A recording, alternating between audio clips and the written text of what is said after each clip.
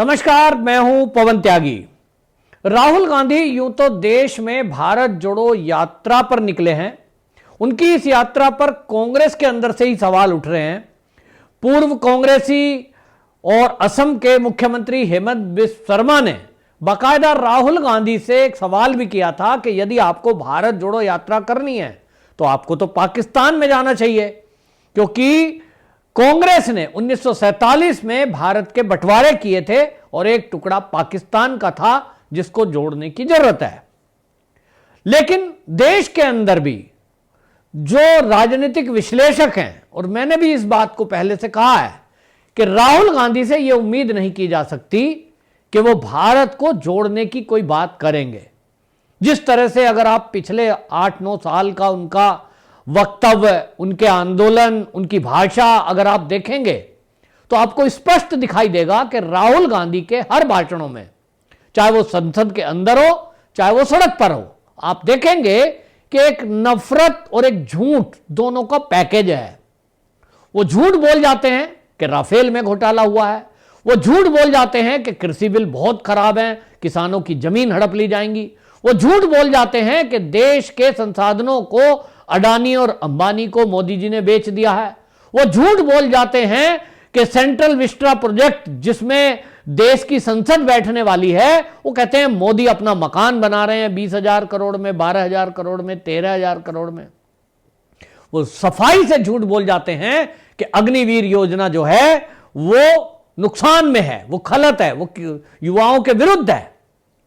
और इस तरह की भाषा का इस्तेमाल करते हुए जिस तरह से पिछले दिनों उन्होंने सीए का विरोध के नाम पर लोगों को सड़कों पर बिठाया, आंदोलन कराए, उससे स्पष्ट होता है कि उनको जरा भी देश विरोधी एक्टिविटी करने में, झूठ बोलने तो एक अलग बात है, लेकिन देश विरोधी एक्टिविटी करने में भी उनको कोई गुरेज नहीं है, बस सत्ता प्राप्त होनी चाहिए। अब हाल ही में उनका एक वीडियो वायरल हो रहा है।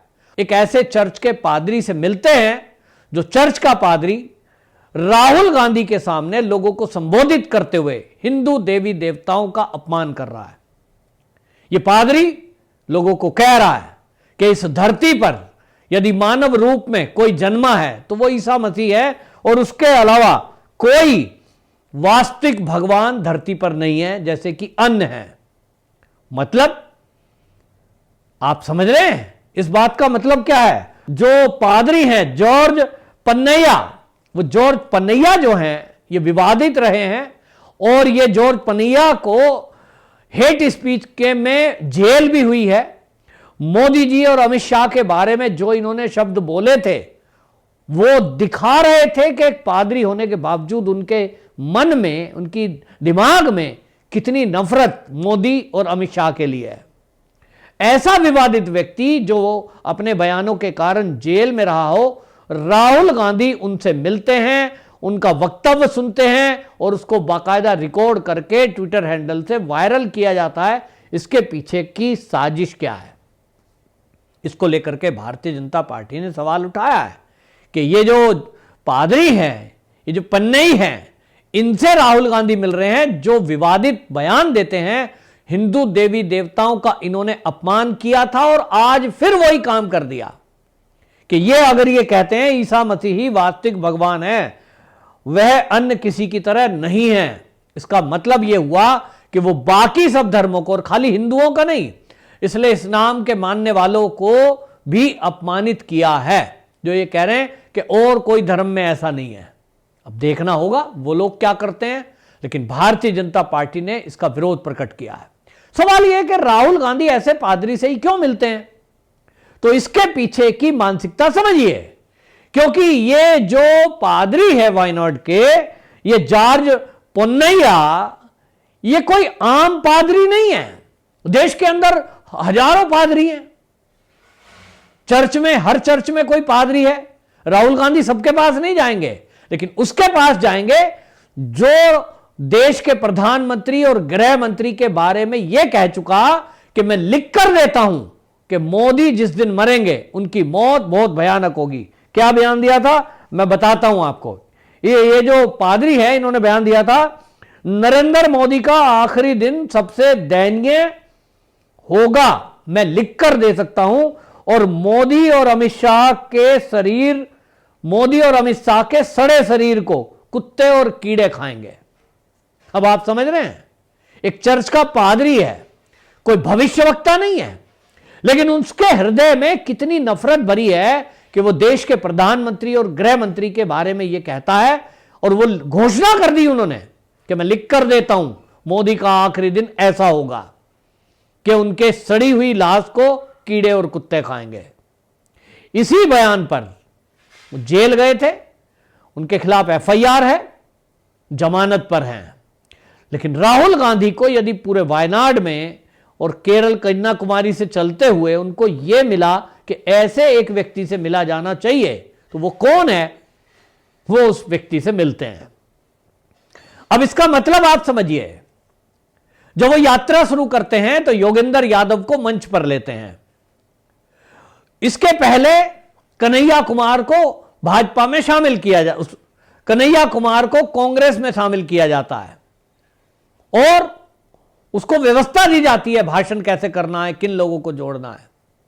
तो कन्हैया कुमार को जोड़ा गया, योगेंद्र यादव को जोड़ा गया, मेधा पाटेकर को रखा गया है इसमें, और ऐसे बहुत सारे लोगों को ये मिल रहे हैं या उन्हें मंच पर बुला रहे हैं। तो राहुल गांधी की यह यात्रा भारत जोड़ो यात्रा नहीं है। इससे समझने की आवश्यकता है, बिल्कुल स्पष्ट हो गया कि जो भारत विरोधी लोग हैं, जो मोदी और अमित शाह विरोधी लोग हैं, जो हिंदू संस्कृति के विरोधी लोग हैं, जो हिंदू देवी देवताओं के विरोधी लोग हैं, राहुल गांधी उनको एक करने के लिए निकले हैं और मकसद है 2024 का लोकसभा चुनाव जीतना। तो राहुल गांधी क्या इन विरोधी लोगों के बिना जीत नहीं सकते? निश्चित रूप से नहीं। उनको पता है 2014 में, 2019 में जो कांग्रेस का हश्र हुआ, 2024 के लोकसभा चुनाव में इससे भी ज्यादा दुर्गति कांग्रेस की होनी तय है। तो उनको पता है कि कांग्रेस अपने जिस रास्ते चली थी, राहुल गांधी जनेऊ ऊपर पहने थे, उनकी बहन प्रियंका गांधी गंगा जी में डुबकी लगा रही थी, माथे पर तिलक लगा रही थी, मंदिरों में गए थे, अपना गोत्र बता रहे थे कि हम तो ब्राह्मण हैं साहब, हम तो हिंदू हैं। तो राहुल गांधी प्रियंका गांधी को समझ में आ गया कि अपने असली रूप में आ जाओ, ये कच्छ कवर जो पहना हुआ है, मोक्टे लगाए हुए हैं, इनको उतारो, पुराने रूप में आ जाओ। इससे काम चलने वाला नहीं है कि हम पंडित बताएं, हम तिलक लगाएं, हम हिंदू बने। और इसलिए जो लोग ये सवाल उठाते थे कि राहुल गांधी असली में हैं कौन, प्रियंका गांधी का धर्म क्या है, ये वाड्रा होते कौन है, ये जिन लोगों ने सवाल उठाए थे, ये उसका उत्तर तो नहीं दिया, लेकिन अब उस उत्तर देने के बजाय जो ये भारत जोड़ो यात्रा के नाम पर लोगों को जोड़ा है, इससे आप समझ लीजिए कि राहुल गांधी की मानसिकता क्या है और ये किधर विश्वास रखते हैं। और इसीलिए भारतीय जनता पार्टी के नेताओं ने इस पर तीखी प्रतिक्रिया दी है। लेकिन आपको मैं यह भी बता दूं कि यह पहली बार नहीं है कि किसी चर्च के पादरी ने इस तरह से देश विरोधी बयान दिया हो या इस तरह से जहर उगला हो।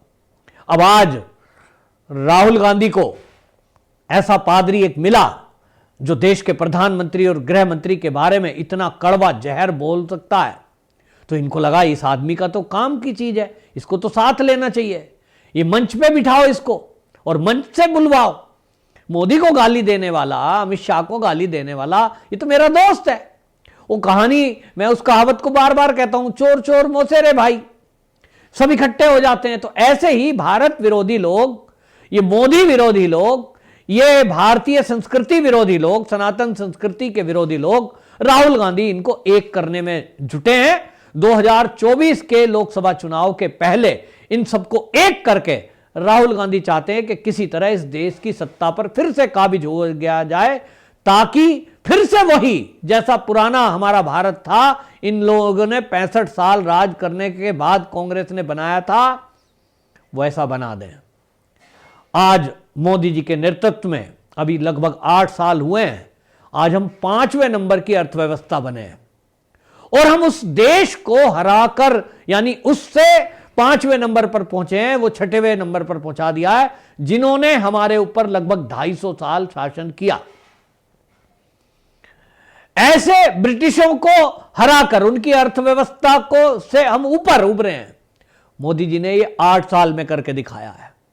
तो इससे लोगों को दिक्कत है, और इससे दिक्कत है इसलिए उनको लगता है कि ये मोदी तो देश को विश्व गुरु बना देगा, तब हमें कौन पूछेगा। तो दुनिया की जो महाशक्ति हैं वो भारत के अंदर बैठे हुए अपने गद्दारों से ये कह रहे हैं कि भाई सब एक हो जाओ और इस मोदी को किसी तरह सत्ता से हटाओ। ये अगर रहा तो ये तो ना खाता है ना खाने देता है, 1 रुपया लेता नहीं। अभी पिछले दिनों किसी ने आरटीआई लगाई कि मोदी जी का भोजन का खर्चा कितना, तो उसमें लिख के आया आरटीआई में जवाब में कि मोदी जी को जो एक सांसद होने के नाते वेतन मिलता है वो उस वेतन में से ही अपने भोजन का सारा खर्चा उठाते हैं। कोई भाई नहीं, कोई भतीजा नहीं, कोई बहन नहीं, किसी को कहीं लाभ नहीं दिलाया, किसी पे कोई एजेंसी नहीं, कहीं कोई बड़े पद पर नहीं। ऐसा व्यक्ति ये तो देश को विश्वगुरु बना देगा। तो अपने अपने पिट्ठू उतारे उन्होंने, जाओ सब एक हो जाओ, विचारधारा भूल जाओ, सब एकजुट होकर मोदी पर, अमित शाह पर, योगी पर प्रहार करो, भारत की संस्कृति पर प्रहार करो। और इसलिए आपको बता दें ये जो है ये उतरे हैं और ऐसे पादरी को साथ लिया। और आपको बता दूं ये चर्च के जो पादरी हैं, मैं सभी पादरियों की बात नहीं कर रहा हूं, लेकिन याद करेंगे तो आपको ध्यान में आएगा कि राजीव गांधी ने जब शांति सेना श्रीलंका में भेजी थी, लिट्टे जब उस समय आतंकवाद एक ग्रस्त हो रहा था और श्रीलंका ने हमसे हेल्प मांगी थी, और हम भारत ने यह तय किया था कि पड़ोसी राज्य होने के कारण, पड़ोसी देश होने के कारण हमको वहां शांति सेना भेजनी चाहिए। उसको लेकर एक पादरी हैं वो टिप्पणी कर रहे थे, वो है जेबा कुमार। जेबा कुमार पादरी ने उस समय टिप्पणी की थी और क्या कहा था चर्च के पादरी ने, राजीव गांधी की जो हत्या हुई वो जायज थी और इस हत्या के लिए जो जिम्मेदार है वो भारत की सेना है। और उन्होंने कहा कि भारत की जो शांति सेना के रूप में श्रीलंका में सेना भेजी गई, उन्होंने तमिल महिलाओं के साथ अत्याचार किए जिसके कारण से उनका मरना तय था। तो सेना के कारण से राजीव गांधी मरे, ये वो जस्टिफाइड कर रहे थे। तो एक तरह से भारत की सेना को बदनाम करने का नैरेटिव चलाने वाले ये जेबा कुमार, ये भी चर्च के पादरी थे और इनका अभी भी ट्विटर पर वो वीडियो क्लिप वायरल हो रहा है।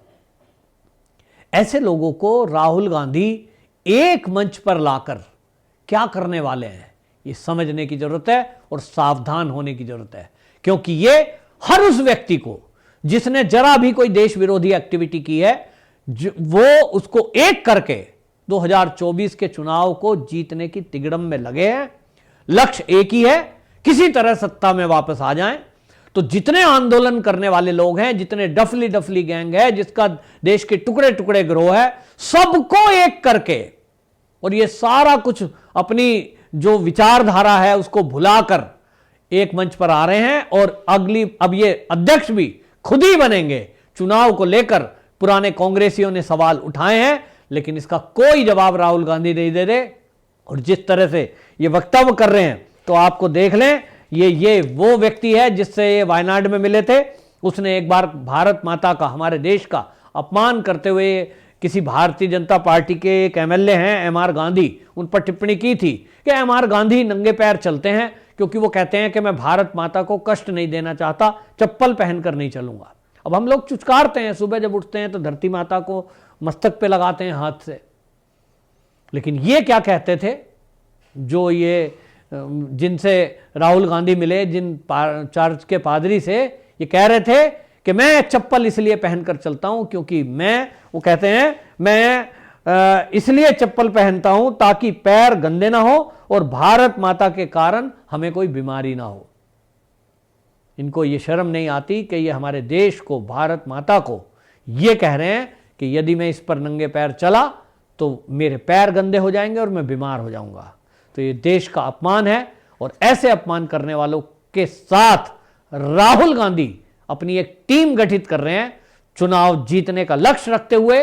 मामला बहुत गंभीर है और अभी देखते जाइए इस यात्रा में किस तरह के लोग इनके साथ जुड़ते हैं और बहुत भयंकर षड्यंत्रों की खबरें इधर उधर से आ रही हैं तो सरकार को भी सजग रहने की जरूरत है और जनता को भी सजग रहने की जरूरत है कि ये जो यात्रा है, जिस पर पुराने कांग्रेसी भी सवाल उठा रहे हैं कि ये भारत जोड़ो नहीं, भारत तोड़ो यात्रा है।